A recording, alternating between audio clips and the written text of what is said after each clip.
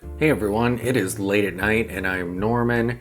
After doing my Universal Genève revival pricing video, I've kind of been bothered and I think it is time to make some changes.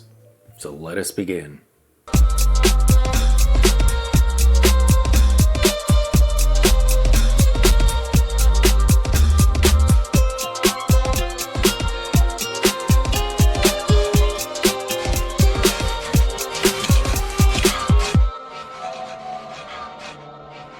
So I'm not gonna lie, I was completely shocked when I read some of the comments of the Breitling CEO on the plans for the newly brought back from the dead Universal Genève.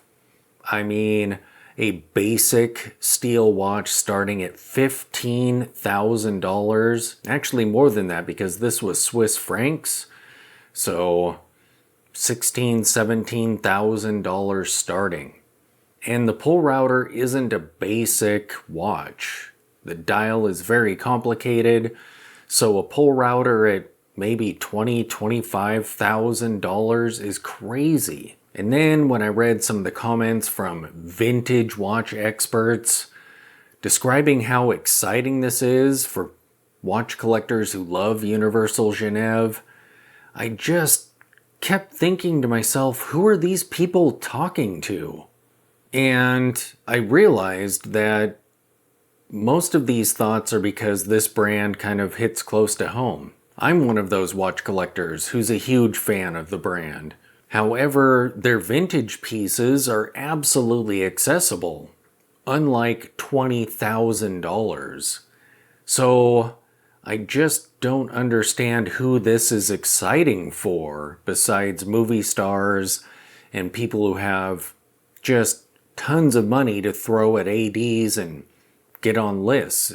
It is not exciting for the average watch collector who loves Universal Genève and collects their vintage pieces. And I realize I do a ton of watch news, and sadly most of the articles that come through my feed are discussing watches that are completely inaccessible. Some of them are inaccessible to anybody.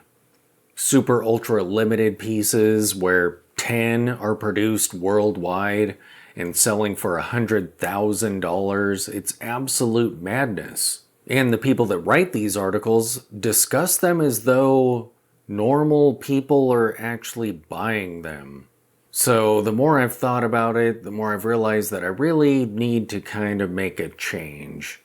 So when I'm going through my feeds for news stuff, I love doing watch news videos, and fortunately most of you are entertained by them and enjoy those videos as well, so it's a win-win.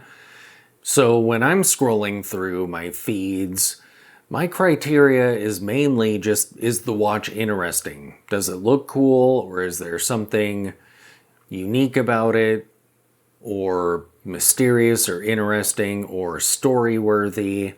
But I think I'm going to start also looking at the prices and weeding out some of these articles and trying to hunt down more affordable watch discussions.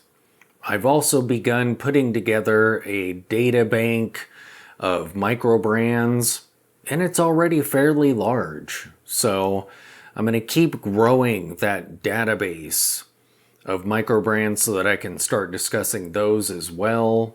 And most of these are selling accessible pieces.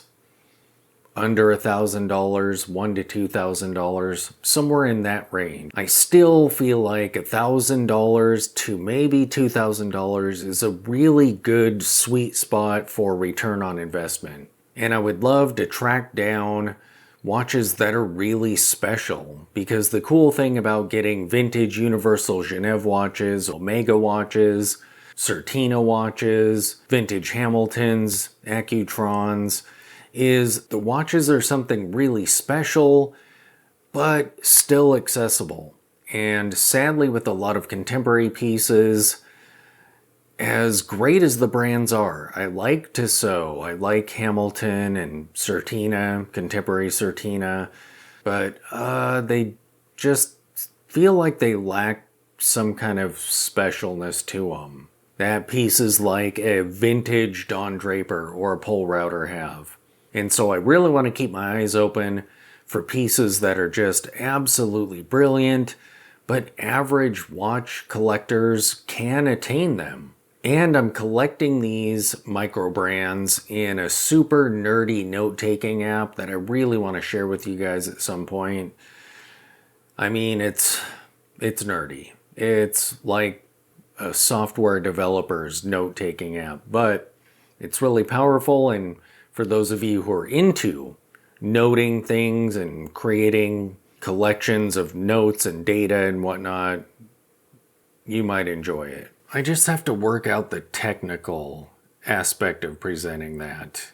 Every time I've tried screen sharing software, it just hasn't worked out. So I'll be messing with that a bit and hopefully be able to put that video out. But yeah, I think in future news videos, hopefully I'll be able to share more attainable watches at reasonable prices, and I'll be covering more Micr Brands and sharing some of those with you. In fact, I just encountered one that came through a notification on one of my social media feeds, and I went through their watches in their catalog and realized I've actually had conversations with the owner of this brand because I recognized one of their designs and we had a discussion about that design. So he's a great guy. I've had a few threads going with him online, and I'll be sharing that with you at some point in the near future. But yeah, it would be great to track down some accessible brilliance that I can share with you all. Thanks for watching.